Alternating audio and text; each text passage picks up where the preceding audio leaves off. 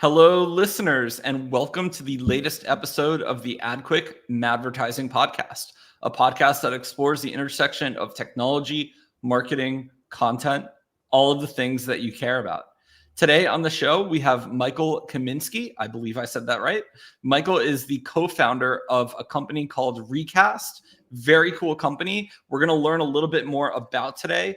Michael, thank you for joining us and spending the time. Adam, thanks for having me. I'm super excited to be here. Awesome. So, let's dive in. And I usually don't lead with this question, but I think in your case, it's actually really important for the rest of the analytics discussion can you give us just a really brief overview, not salesy, like sort of like what you're even doing at Recast and like what the problem is and why you even exist, why you even built this company? Yeah, it's a great question. So what we really care about doing is helping marketers measure the incrementality of their media spend. We think that that is the most important thing in marketing, or at least from like a budget management perspective, at least, is to really understand, hey, for every dollar that we invest in each of our different marketing channels, how much return is that giving us? If you can answer that question, then sort of the world is your oyster in terms of being able to really optimize that marketing mix and drive a lot of profit for the business. So that's what Recast does. Recast does that primarily through a media mix modeling platform that we offer as sort of a software as a service model, helping lots of different brands build all of these different models, and then use them for planning and budget optimization purposes.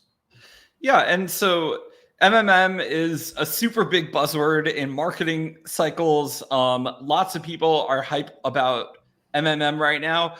Can you give like the in plain English version of this for any marketers listening who aren't analytics guys, just to let them know like what the concept is? Yeah, so the concept is fairly straightforward. Media mix model basically just means top-down statistical model. So when I say top-down statistical model, I mean working off of aggregate data. So there's no tracking of individual users involved at all, which is sort of the primary differentiator with something like an MTA, multi-touch attribution type platform. The idea is you aggregate all of the data and then you use a statistical or econometric model to find patterns in the data. That is what media mix modeling means at the very highest level. Awesome. And I'm curious, for you in particular, what do you do to ensure that, Recast has accuracy and reliability in the models that you're providing to users? And maybe even more broadly, how can companies, whether they're using you yet or not, can make sure that they are getting like a clear picture of what the data says? Yeah, so this is such a great question, Adam. And I think it's a thing that there are a lot of misconceptions about.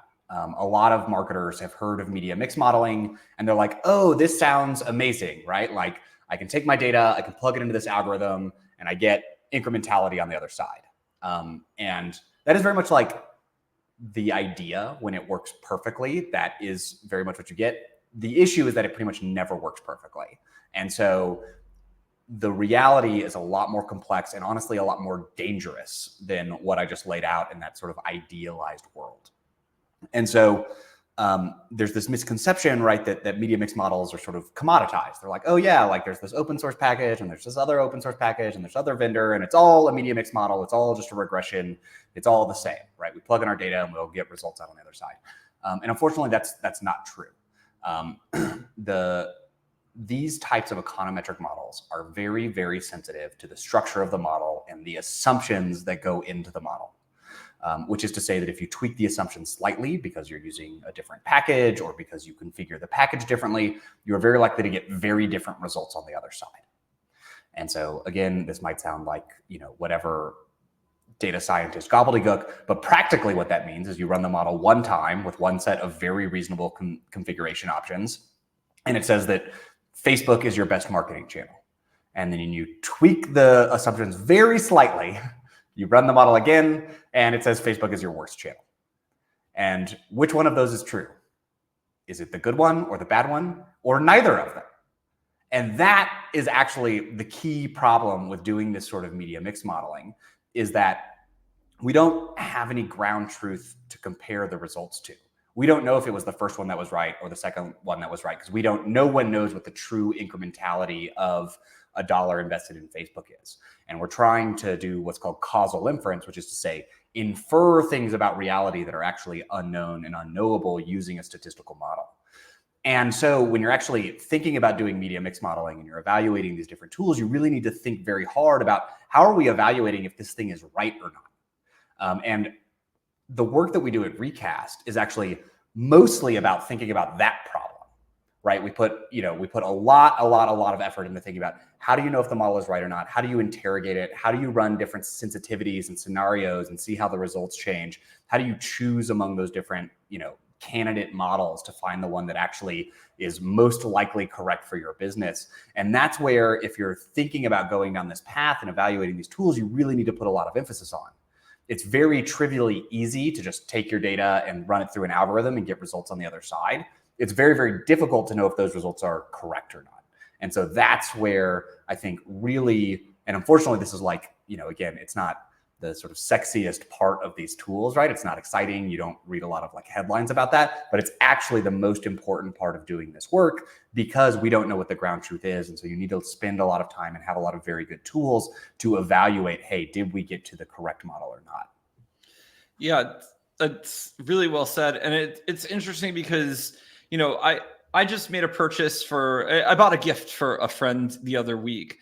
And the way I did it is I didn't know what to buy the person. So I asked my wife for her thoughts, and she looked in the app of like this store that she always buys from, this quirky e-commerce store, and she found the product, and she texted me a link to it and was like, hey, this would be perfect. So then I went ahead and didn't click that link. I went and searched in Google for the product, and I found like a cheaper, version of it online. And so now when I made that purchase, that e-commerce store that I did buy from, what they're going to attribute is Google search. But is Google search the thing that caused me to purchase that product? No, it was, my wife's query on this other app. And so my point with sharing is the bias of all of the analytics tools is still, even now, even though we know last click is not very meaningful, it could be sometimes, but it's just, a very low resolution data point. The last click would get credit. And so that store provider would be like, well, Google's clearly working for me. We should give them more money, even though they're really just capturing existing demand. And so I love what you're doing and other sort of unbiased third-party companies are doing outside of the big analytics tools, because they're always going to tell this, very biased specific story. Also because they only have a very limited view of what happened prior to that purchase.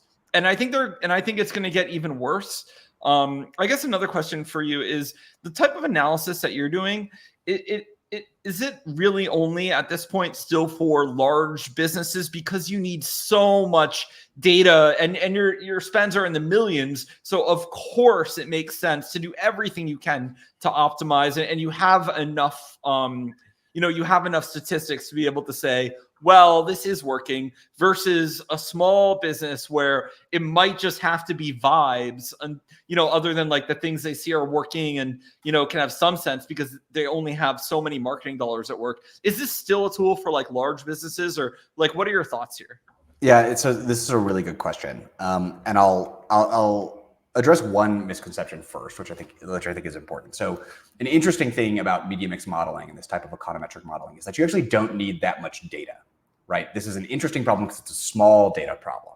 Multi-touch attribution, digital tracking, that's where you need lots of data, because you have every touch point for every user that's visited your website. Like, that's a lot of data. That's a big table. You're going to, even up for a small e-commerce business, you're going to have millions of rows in that table.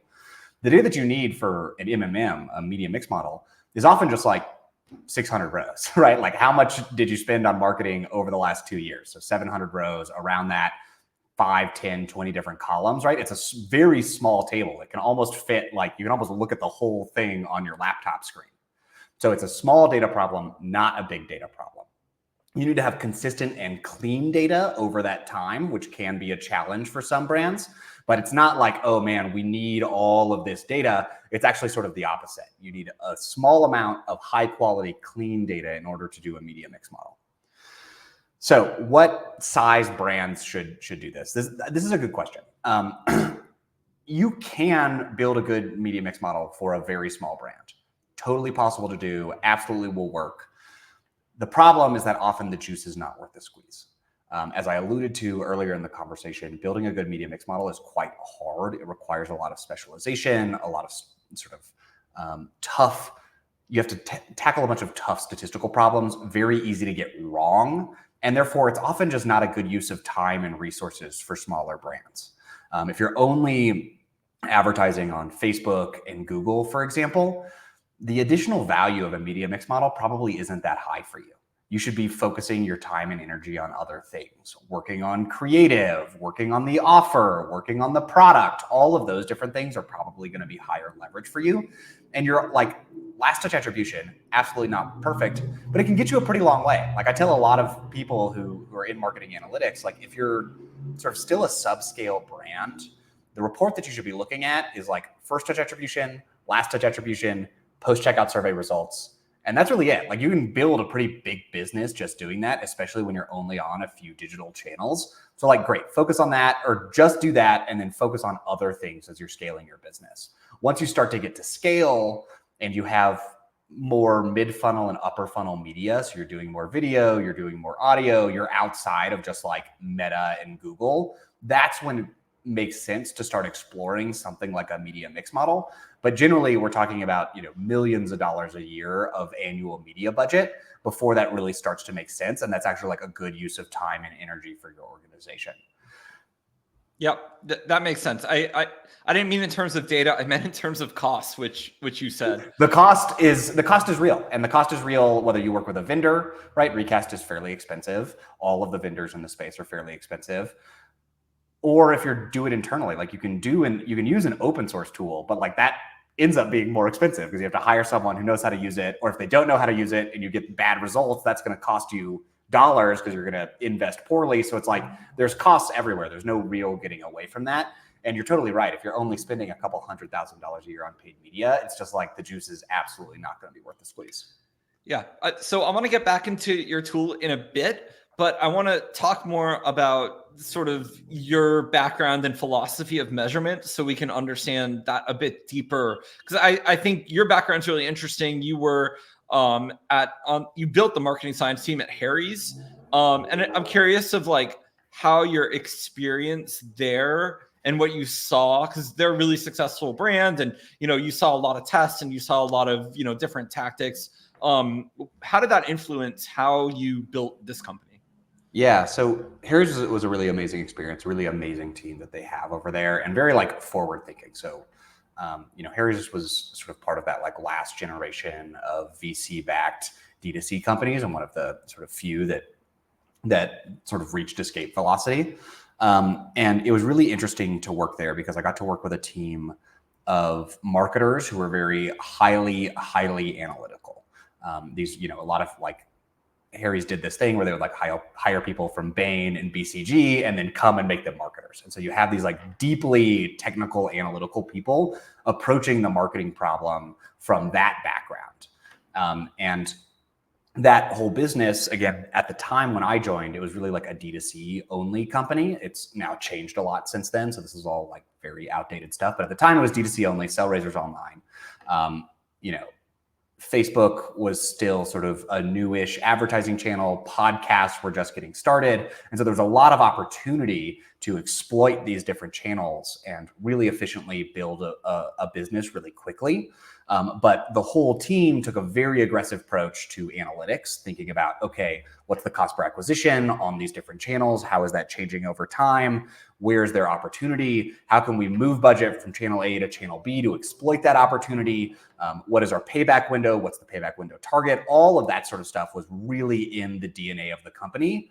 And the CEO was looking at these reports alongside the marketing team on a daily or weekly basis. And so it was like the whole company was very focused on this, very analytical.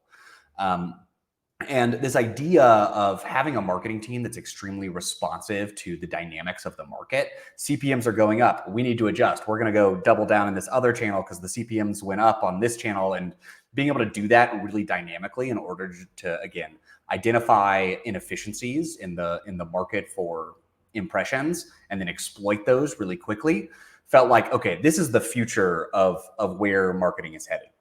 And this is, again, today, this feels very familiar, but like 6 or 7 years ago, this was actually like very new, right? If you think about like 10 plus years ago, the way the vast majority of marketing dollars were spent was on linear television, right? And you go back 10, 15, 20 plus years, really the vast majority of marketing dollars were allocated one time a year at the upfronts when you buy all of your media for television for the next 12 months. And so this idea of being like, we're going to dynamically update the budget on a daily or a weekly basis to try to exploit inefficiencies in the market for advertising was really sort of crazy. But today it's very common, right? Everyone listening to this is probably like, oh yeah, that's obvious. Like we do this across all of our different platforms. But again, back then it wasn't. But then you start to think about what are the tools that those marketers are going to need going forward, right? It's a very different set of tools than what you need when you're buying all of your media at upfronts.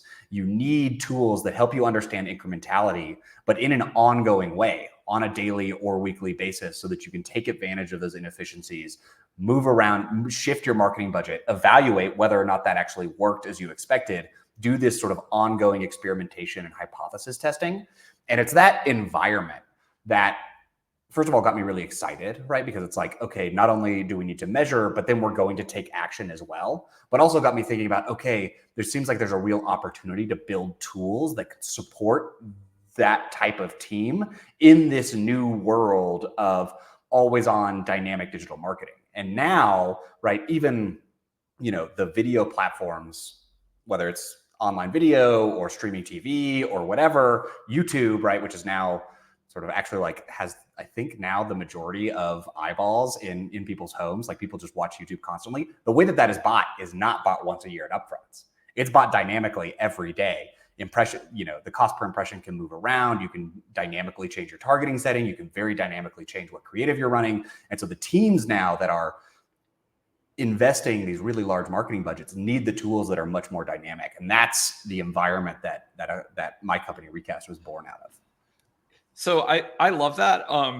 I wish all marketers thought like the world you described, where they take a more quantitative approach to where they actually buy media, or even in some cases just pay attention to the world. Because I've seen so many marketing teams which are still run by leadership that thinks all of their users watch TV every night, and cable is still their golden goose. And they're still 60 billion a year going to linear TV. I mean, some stupid number. I don't know if it's that high still. It's trending down, but it's our sector is probably split on the capitalists that are operating in a world that you describe, and are biasing to where users actually are, and perhaps so sophisticated that they're exploiting, they're finding arbitrage and, cheaper buy somewhere, and it makes sense, versus the teams that are still doing the,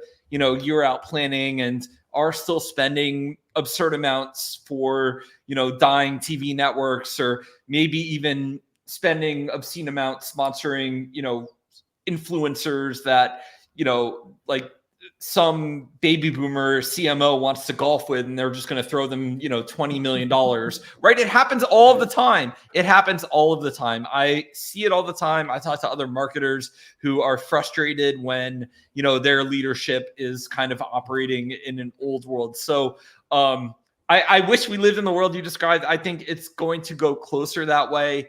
There will become a time where CFOs ask their marketing teams to be much more fiduciary and not just vibes based, where I think the opportunity to be vibes based is in creativity. And when you understand, the pulse of your market, you should try vibes based stuff with, your video ad should have the right vibes for users. It should increase sentiment.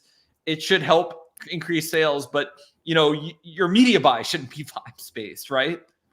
I totally agree with that. And I was going to hit on that point, which is that sometimes people talk to me and they're like, oh, this guy wants to take all of the creativity out of marketing. And that's just absolutely not true. Like, I have so much respect for creatives and the work that they do. I'm quite bad at that. Like, I can not generate good creative at all. And creative matters a lot. It matters so much, and it's so important, and it's a thing that you really need to get right. But you need to have a measurement system in place, right? To avoid the things that you were just talking about, where the dollars get spent frivolously because of ulterior motives that people have, or even like good motives that people have, but if they're just mistaken. You need to have that solid measurement system in place. And what that can do is it can actually really unleash the creatives, right? To really start to say like, okay, we want to help the creatives find the message and find the creative that really resonates with the audience and actually drives the business forward. And that's the best thing for the business overall. That's what's going to allow it to grow and allow the marketers to get more budget to continue growing. And so overall, it's actually a really good thing. Although, again, some marketers sort of find it a little bit uncomfortable to have to think about measurement and have to live in this split brain world. This is what makes marketing really hard. We have to have both the creative side of, hey, how do we get a message out there that really resonates with people and really gets their attention? But also the numeric and analytical side of, hey, how is this impacting the business? How are we driving it forward? Marketing is hard because you have to have both. Yeah, and to be fair, on the creative side, we've seen any number of teams at large tech recently who walked back ads that were just strange because they were created in a room not even without data, just without understanding their market really well, or maybe Bud Light paying certain influencers that, even we've had other people on the podcast talk about this, where it wasn't even necessarily the approach. It was just how they did it, which was the market found odd. So I don't know if I would look for salvation in the creative teams or some of the analytics teams for now. It's an interesting time for marketing. I think there's a lot of opportunity for really good analysts and for really good creatives. And I think these are the people that are going to help their companies get the most ROI and have the creative that people actually love and talk about. It's kind of similar thing happening in the media world right now, where you see big media companies just making more sequels that everyone hates because they create more dollars in the near term. But is this something that's actually like inspiring their market and, having people excited to go to movies sometimes? I don't know. It's an interesting time. And I think the crux of it is a lot of data being used poorly or data being used to optimize for the short term in both the marketing and the media side. And if you take like a better view of it, I think it all starts to make more sense. So I think that, go ahead. I'll add one point here, just because it's sort of funny. Like, I am a data person. I've been a data person my whole life. I've run data teams, always been statistician, econometrician. That's the work that I do. I often find myself arguing against using data way more than people might expect. Often, again, with people who are, CEOs or leaders. And I'm like, look, this is a decision that you just cannot and should not use data for. You do not have the right data to use it. If you try to use data, you will be using the wrong data to make this decision, and it's going to lead you astray. I think a lot of what you're describing is where people really want to be data-driven, which I generally applaud, but you have to be smart about it. You have to think about, where do we have good data for this? Where can we use data, and where can't we? And when you're doing things like strategic decisions, right? A lot of times you just don't have the data for that. And you need to, when it comes to doing, thinking about how are you investing in your brand, for example, that's a thing that often needs to happen at a strategic level. There just is no good data that can really guide you. And so you need to be making bets at a strategic level, and then trying to use data as a crutch to shift that ends up leading you astray. And this is true, again, with the idea of like the movies that people are producing, right? Like, you can use data, drive the short term, but that's actually maybe not the right long-term thing for your business. I don't know enough about the movie industry. I actually have no idea, but you could totally see how that could happen. And so I think it's really important for marketers and leaders generally to think about, what should we be using data for which decisions, and which ones do we just need to trust our gut or trust our philosophy or our company vision and push ahead without data. And I think that, the best companies are really good about differentiating between those two situations. Yeah, and a lot of the bets with truly asymmetric upside are not predicted by historic data and what would happen. Like, I think I was reading something like there was McKinsey predicted like the total mobile market for like cell phones would be like some stupidly small number in the 90s. I think they said like no more than 7 million people will own mobile devices. And then, that obviously turned out to be wrong. So they were looking, at a historic trend, and they didn't foresee, a visionary like Steve Jobs taking something that actually already existed. A lot of people had Blackberries, and, I had a Windows CE device. I'm a nerd. And he just made it like, yeah, he made it more palatable for consumers. And, it's just, there's like the mid-twit meme that people like to use about, using data versus, sometimes some of the things are obvious. Like to me, even cell phone adoption was obvious, but it's not something you would see in a dashboard. It was just something that was going to happen. And I worry about companies that become so, too data driven to the point they miss the opportunities right in front of them. They might, it could be something small like, optimizing a product and removing a feature that just so happens like your 10% of your most loyal users loved. It happens all the time in tech. And then suddenly everyone starts to hate you. Or it could be something like, your big corporation lays off a huge customer service team because it was a big cost center. And it turns out the customer service team was what was accountable for bringing a lot of repeat business. So there's a lot of ways to use data really poorly that make users hate you. And, you got to avoid that in marketing or, operations, whatever you're doing. 100%. I could not agree more.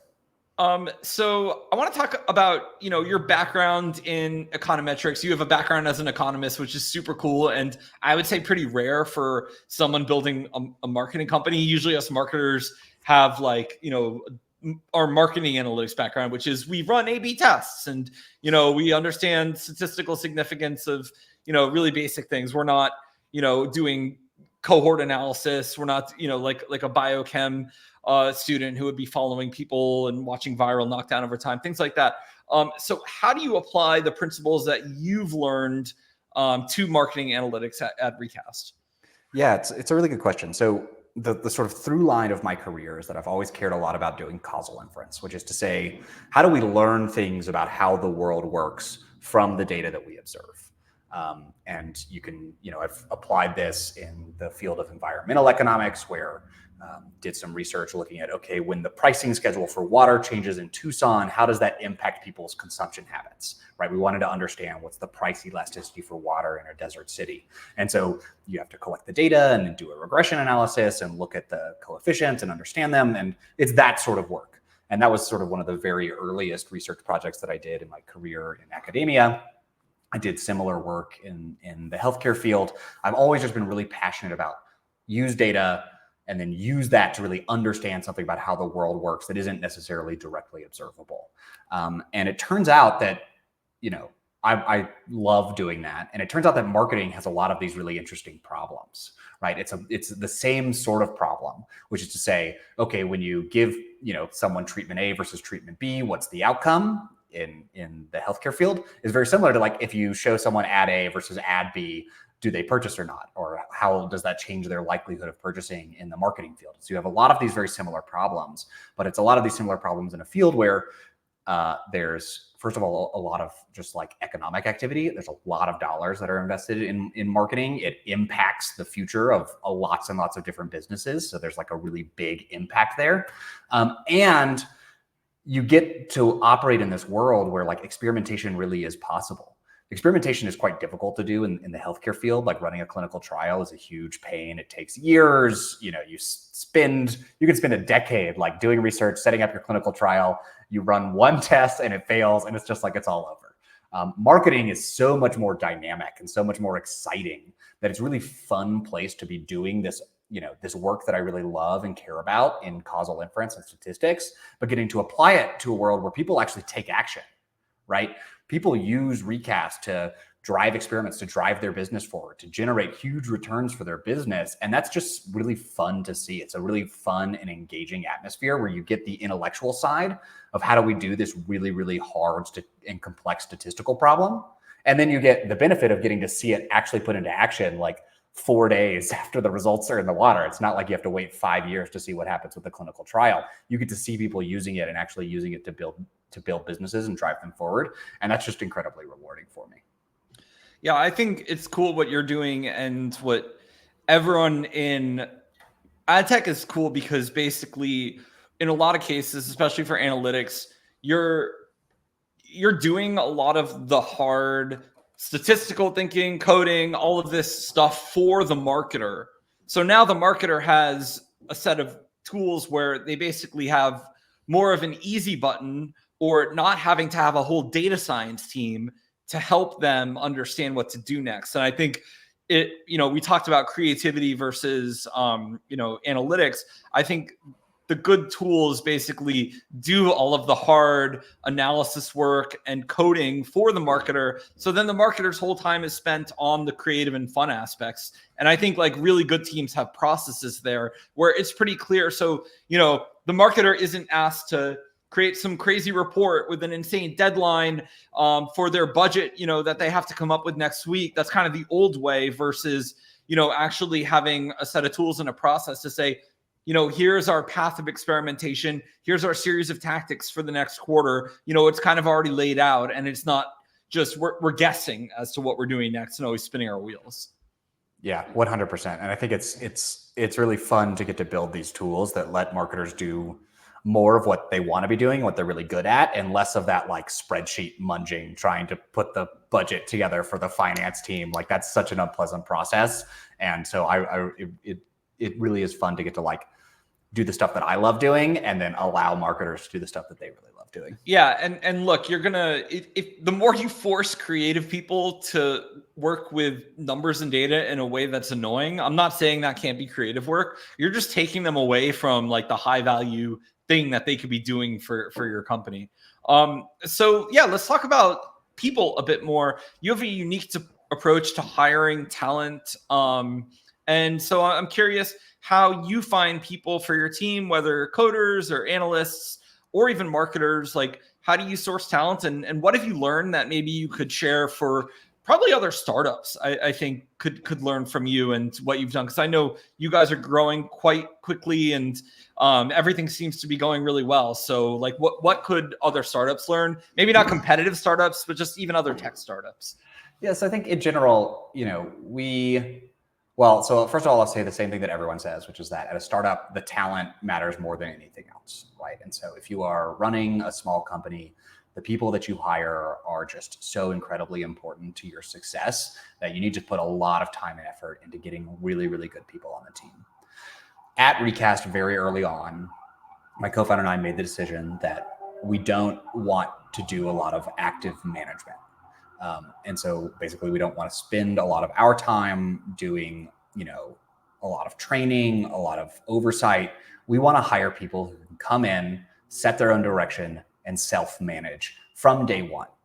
And what that implies is that you need to hire people who are pretty senior and pretty good. And so we basically made that a policy of we're mostly going to hire people who are very senior, very experienced, don't need a lot of oversight, training, and management. They've, been in their careers for 10, 15, 20 years already. They know what they're good at. They know what they're bad at. They're able to operate really effectively independently. We can set the goals at the high level, and they're going to be able to go and execute on that. And that has worked really well for us. You have to have the right attitude and approach to management. Those people, they want to be independent. And so if you're sort of by nature a micromanager, that's not going to work as well. They're also expensive. And so you need to be very thoughtful about how you're going to finance the company if you're going to do it this way, because you're going to be paying a lot more per head. Hopefully it works out that they're more effective and you're saving on management costs. And so there's savings that you get. But, there can be some sticker shock when you talk to some of these people who are 15, 20 years in their career and really, really good. Like they know what they're worth. And you're not going to be able to it's not, like you're hiring some 24-year-old 2 years out of school and you can sort of slip one by them and pay them a below market salary. Like that's not going to happen with these people that we hire. So overall, that's been our philosophy. Again, it's worked really well for us, but that is related to how my co-founder and I like to manage and the sort of company that we've been trying to build. I love that. I think that, if I ever build a company, I'll do something similar. And, I think for more senior talent, especially in tech, at this point, they're probably, if not totally financially independent, if you're not doing well after the greatest bull market of all time, maybe you just had like some awful bets and, you tried to become an angel investor and realized that was too hard. So, that probably happened to those people. But I think what's more interesting, at least for me, like why I joined, my team is probably equity and having skin in the game. And like, I'm okay with probably a below salary of what my peers are getting, but I have like asymmetric upside in equity. So I think that for me, that was more interesting than going back to a big company where I'm buried in an org chart. Now I'm part of a pirate ship and I'm not micromanaged, and I also have skin in the game. And so I feel like an owner.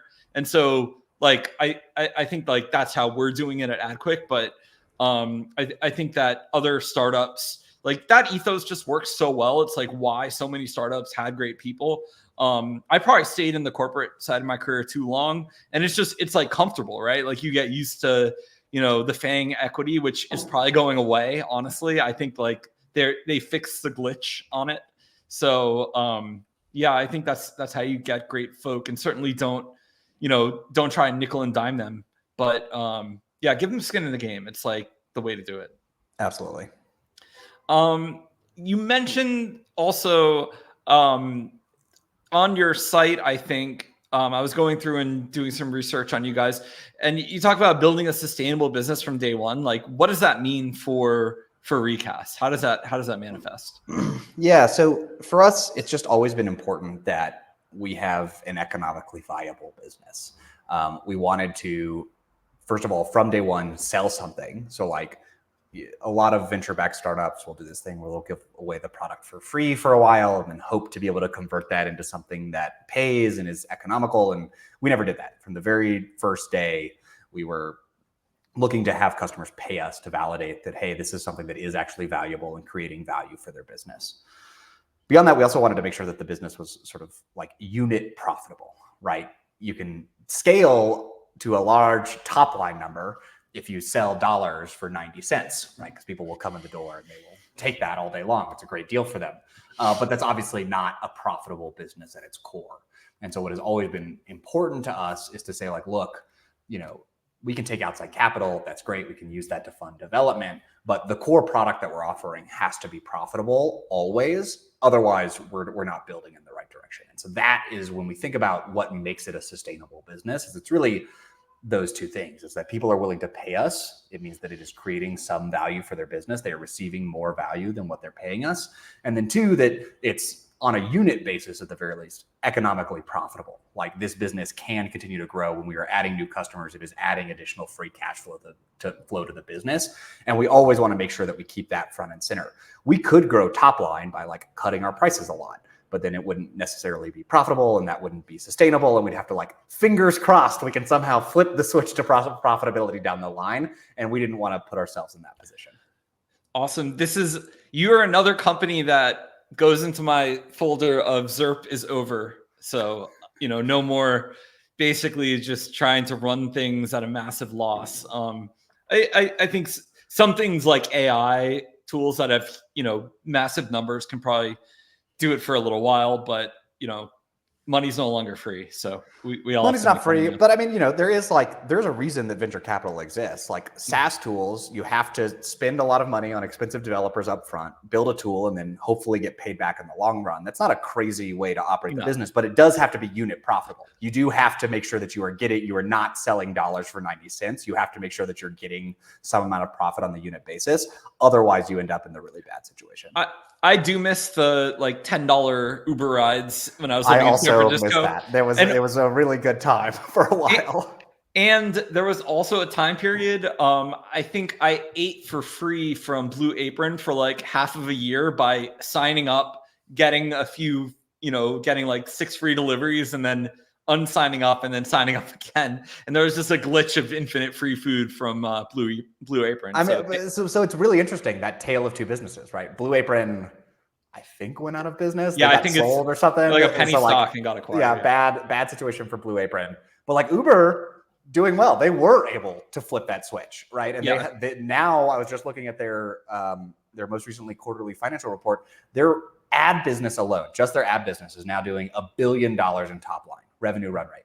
Like that, might be the story where it actually worked. There's a lot of businesses that tried to follow that path where it didn't, but Uber is an interesting example where like sometimes this idea can work where, look, you can get to scale if you have, this sort of like monopoly type business with network effects, like maybe it does make sense. It doesn't make sense everywhere, obviously, but like it's a really interesting example of like, yeah, it maybe did end up working out for them. Yeah, they also solved a really hard problem in a better way than anyone else. I mean, it's not like I have a problem getting food or even food delivery. Okay, great, you can order it online. Well, so what? How many other different places can I order food from? Yeah, the Blue Apron thing was interesting.